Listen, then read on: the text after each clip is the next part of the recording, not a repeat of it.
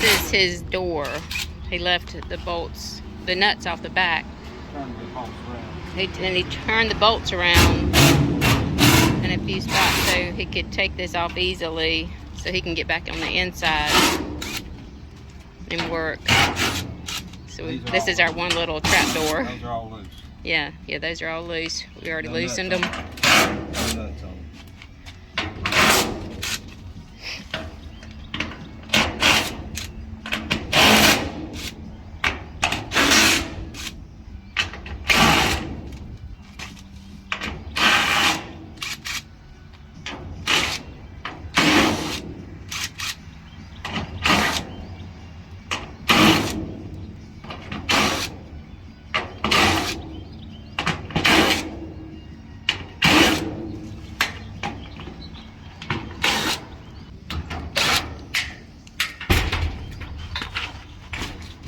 There's one still sticking through.